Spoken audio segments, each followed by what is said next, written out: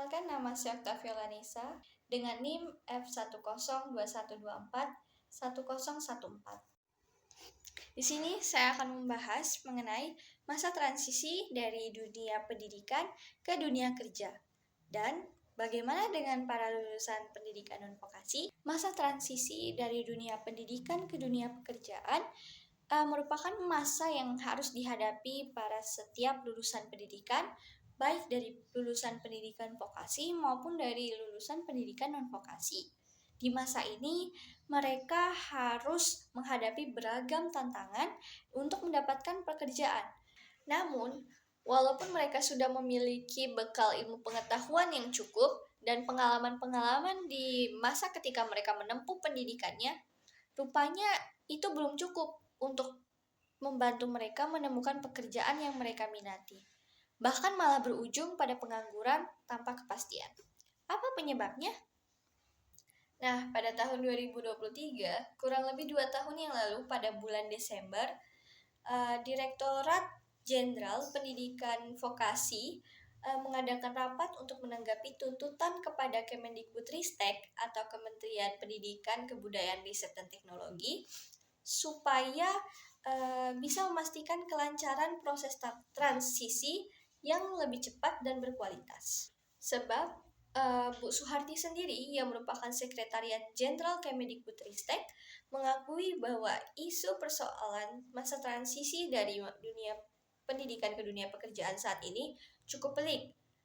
Efek pandemi COVID-19 beberapa tahun yang lalu, kemudian beragam persoalan ekonomi, sosial, politik di negara kita, dan pengaruh-pengaruh global di luar negara kita berdampak pada lulusan-lulusan yang seharusnya sudah siap untuk menghadapi dunia pekerjaan saat ini, malah menjadi kesulitan. Bahkan terdapat pula kasus di mana beberapa lulusan mengalami pengangguran bertahun-tahun pasca kelulusan. Kebanyakan ini disebabkan karena mereka sudah mendapatkan pekerjaan. Namun, tuntutan di pekerjaan rupanya berbeda dengan keahlian dan minat serta bakat yang mereka miliki, hingga akhirnya terjadilah mismatch. Nah, hal ini bisa berpengaruh kepada kinerja kerja mereka nantinya dan bahkan bisa mempengaruhi upah kerja yang nantinya akan mereka dapatkan. Nah, apa yang harus kita lakukan? Di sini saya merasa sangat tertarik dengan saran yang telah diberikan oleh Bu Suharti. Beliau menyarankan yang pertama, meningkatkan keselarasan antara pendidikan. Di sini beliau membicarakan pendidikan vokasi dengan sektor industri.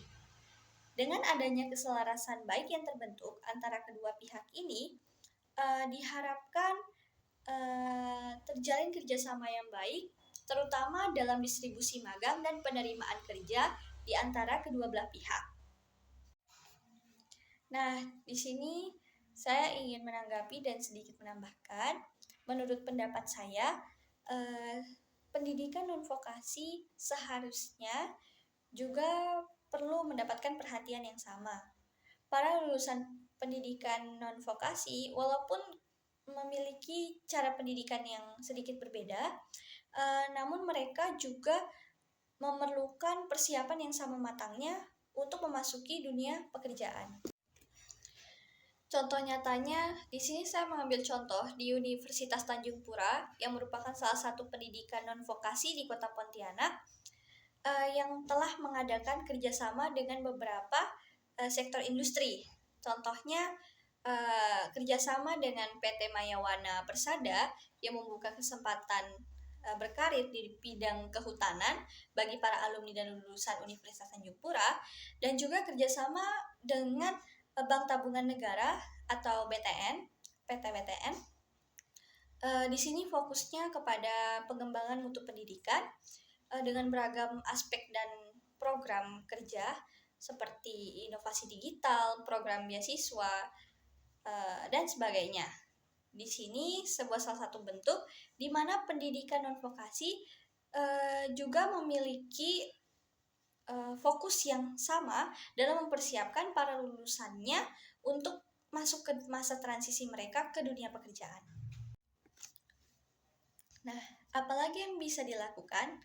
Baik pendidikan vokasi maupun pendidikan non-vokasi, kurikulum yang mereka gunakan mungkin akan lebih baik jika dikaji lebih jauh dan diupdate supaya lebih sesuai dan relevan dengan kebutuhan pasar kerja sekarang ini. Di sini, soft skill mereka dan life skill mereka bisa terlatih lebih matang, apalagi jika kemudian diaplikasikan ke dalam program magang sebelum mereka benar-benar terjun ke dunia pekerjaan yang lebih ketat frekuensinya. Mungkin hanya itu yang dapat saya sampaikan, kurang dan lebihnya saya mohon maaf jika ada salah kata. Terima kasih sudah menonton.